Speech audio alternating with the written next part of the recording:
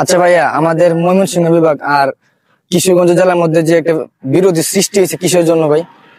আসলে আমরা হচ্ছি ময়মনসিংহ বিভাগের সন্তান। আমাদের ময়মনসিংহ বিভাগটা অনেকই গর্বিত একটি বিভাগ।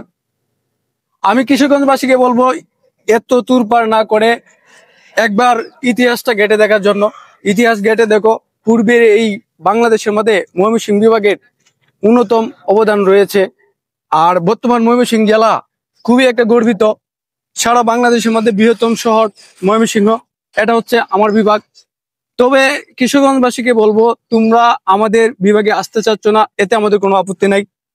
তবে তোমরা ঢাকা বিভাগে থাকতে চাচ্ছ থাকো, কিন্তু আমাদের কিশোরগঞ্জবাসী আমাদের যত সুবিধা রয়েছে, আজকে ময়মনসিংহ মেডিকেলে গেলে দেখতে পাই যে প্রতিটা ওয়ার্ডেই রুগী রয়েছে কিশোরগঞ্জবাসী।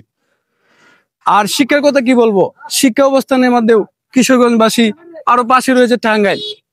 এই বাংলাদেশে যে দুর্নীতি বা যে অবস্থা নিয়ে কিশোরগঞ্জ, টাঙ্গাইল, ময়মনসিংহ নিয়ে যে তুরপাটটা শুরু হয়েছে, আমি আশা করব কিশোরগঞ্জবাসীকে দৃষ্টি আকর্ষণ করব, আপনারা ঢাকাতে থাকেন, আমাদের কোনো আপত্তি নেই।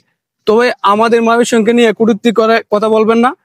আর আমাদের অবস্থানটুকু যেভাবে আছে সেভাবে চলুক। আমরা আপনাদের মতো কিশোরগঞ্জবাসী ময়মনসিংহ বিভাগের ভিতরে চাই না। ধন্যবাদ কিশোরগঞ্জবাসী। ঢাকা শহরে থাকেন, আপনারা ভালো থাকেন।